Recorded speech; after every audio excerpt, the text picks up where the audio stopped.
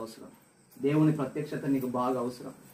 కలలో దేవుని యొక్క దర్శనాన్ని చూసి, దేవుని యొక్క ముఖ దర్శనం చూసిన యాకోబు జీవితం ఆశీర్వదించబడ్డారు. దేవుని దర్శనం చూసిన పరిశుద్ధులందరూ ఎంతో దీవించబడ్డారు. నీకు కూడా దేవుని యొక్క దర్శనం కలుగును గాక. ప్రభు ఒక రోజున అడుగుతున్నాడు, అయ్యా జనులందరూ నా గురించి ఏమనుకొనుచున్నారు అని వాళ్ళని అడిగినప్పుడు శిష్యులు ఏమన్నా తెలుసా? ఒక ఆయన ఇర్మియా అనుకుంటున్నాడయ్యా, చనిపోయిన యోహాని తిరిగి లేచింది అనుకుంటున్నాడయ్యా, ప్రవక్తలలో ఒకడు అనుకుంటున్నారయ్యా. సరే ప్రజలు ఏమన్నా అనుకోనయ్యా, మీరేమనుకుంటున్నారు నా గురించి? అప్పుడే ఈయన ఎవరు అన్నారు. ఇప్పుడు సమాధానం చెప్తారా? ఏమనుకుంటున్నావురా నువ్వు అని ఈయన నాకేమనుకున్నాను. ఎవరు చెప్తలేరు. పేతురు ఏమో తెలుసా? నేను చెప్పాలా? చెప్పు పేతురు అని. ఆయన ఏమో తెలుసా? నువ్వు సర్వోన్నతుడైన దేవుని కుమారుడు అయిన క్రీస్తు. అబ్బా ఏం ప్రత్యక్షత అండి! నువ్వు సర్వోన్నతుడైన దేవుని కుమారుడు అయిన క్రీస్తు. అప్పుడు యేసయ్య ఏమన్నాడు? శభాష్ పేతురు, నువ్వు బండవి, ఈ బండ మీద నా సంఘాన్ని కడతా. ఇది రక్త మాంసములు నీకు బయలుపరచలేదు, నా తండ్రే నీకు బయలుపరిచింది.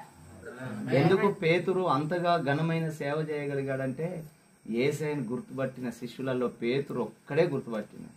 మిగతా వాళ్ళకి అర్థం కాదు. ఒక్కరు కూడా చెప్పలేకపోయారు. చూడండి మత్తయి సువార్త 16వ అధ్యాయం 13వ వచనం.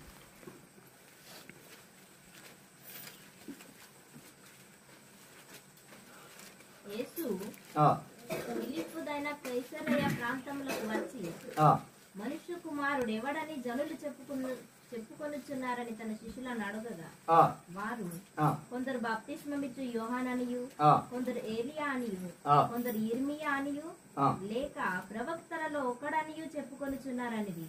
అందుకైన మీరైతే నేను ఎవడనని చెప్పుకొనుచున్నారని వారిని అడిగాను. అందుకు సీమోను పేతురు, నీవు సజీవుడగు దేవుని కుమారుడవైన క్రీస్తువని చెప్పెను.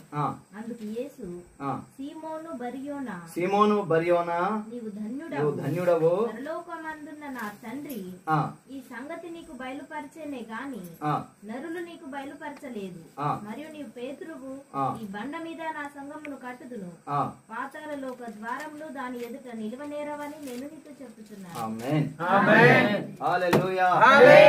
ఎవరికి అర్థమైంది? దేవుడు ఎవరు గుర్తుపట్టగలిగారు? పేతురే గుర్తుపట్టగలిగాడు. అందుకే పేతురుని అంటాడు, ఈ బండ మీద నా సంఘాన్ని కడతాను. దేవుని బిడ్డలారా, ఏం భయపడకు. నీవు దేవుని గురించి అర్థమైన దానివైతే మంత్రగాడికి నువ్వు భయపడవు.